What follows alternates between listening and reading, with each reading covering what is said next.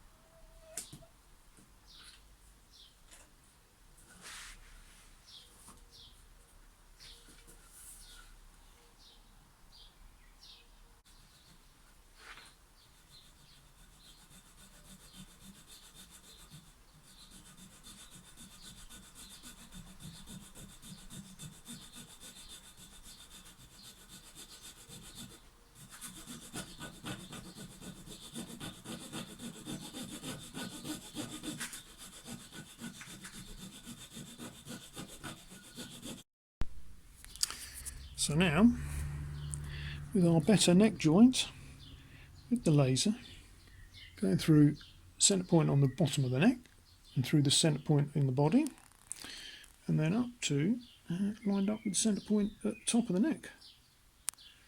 Now all I've got to do is actually fit the screws, and make sure I don't screw that up. But anyway. So on to step 3. What is step 3? You all ask. Well, some of you may already be guessing a little bit by the line that's drawn there. And if I creep in these, yeah, I bought some of these ferrule ones. Somebody suggested that as one of the suggestions to the recovery, and I thought that's a brilliant idea. So, thank you for those that suggested that. And a couple of other people, one person particularly said, yeah, make the mistake a design feature. So that is exactly what I'm planning to now try and do. So what I'm going to do is I'm going to sand this down roughly to this line back here, taking out this rubbish route that happened with the plate, didn't work, so that we end up with one of those fancy sort of all access necks. That's my attempt anyway. That's going to be step 3, and I'll show you how it's gone once I've done it.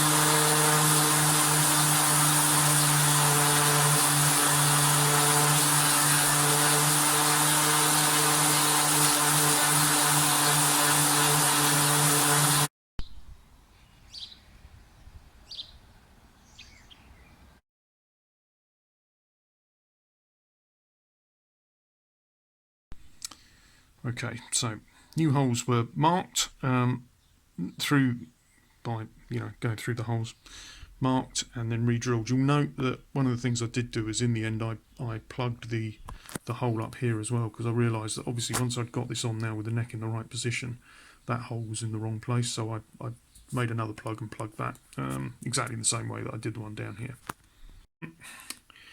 I'm just using this cocktail stick as a bit of a dipstick measure, because what I'm a little bit concerned about is the length of the screws, because I've thinned this, and plus the ferrules are recessed. What I don't want to be doing is obviously putting a screw up and into the fretboard, or even worse, out of the fretboard. So what I'm just looking at is, if you see that, that's the distance that I get a difference on. Now, admittedly, you still got the ferrule and there's a little bit, but what I'm just going to do is I'm just going to take off the very tip, I think, of each of the screws and then just file them back to a point, just to slightly shorten the length. And I've built a jig for this. I've drilled a hole in an old scrap of wood. But anyway, so that simply I can then just get that to the right depth, saw that off, screw it back through, and then file the point back on it. So that's the next step.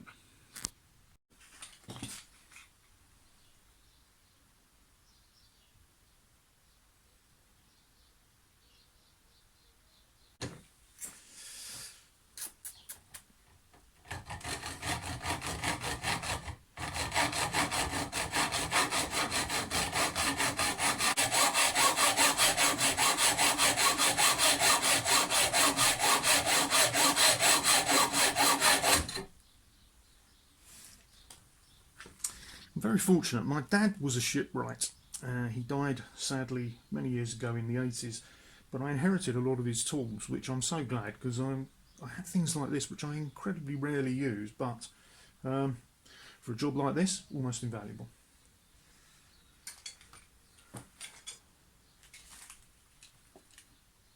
What I'm going to do now is just drive that through a bit further, and then just file a little point on it. That's what I'm trying to do, just effectively help it go through, hopefully.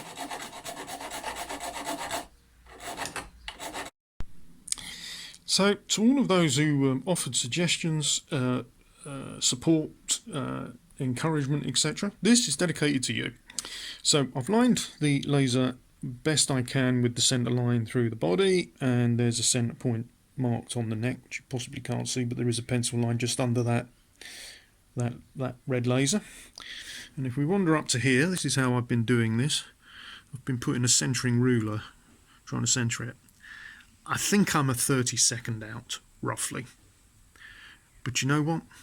For the first ever time I've done this, and given the trouble I've had with having to dig out screws, patch the neck, redo the body joint, blah blah blah, you know what?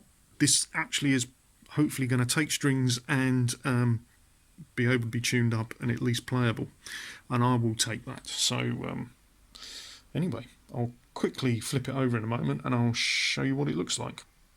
So looky here, we have a neck joint and a neck that is firmly fitted on. Can you see that? It's about a 32nd out, according to my laser and centering ruler, when I use a laser up the whole length. Over 400, was it 648 millimeters? I'll buy that. So my next thing is to get the bridge correctly positioned, I think, and then we can work around that. Once the bridge is correctly positioned in relation to the neck, we might stand a chance of a playable guitar, don't we, chaps? Thank you so much. All of this is dedicated to all of those of you who gave me such support and encouragement and suggestions, etc. I am hugely grateful. Thank you very much. Please leave comments about what you might have done differently, etc., because somebody might be reading this, looking at it and going, I would never do that. in that way. So others of you might have suggestions for people who might find themselves in a similar situation to what I did, which might be better. I do accept some people said just pluck it up and glue it, but I already had the screw holes in here. Didn't really want to plug them as well as the others in the neck. At least the ones in the neck are all hidden and that. Without all this footage and putting it onto a YouTube, no one would ever know, would they? Hey ho, all part of being in the competition, really. Okay, let's get the bridge positioned.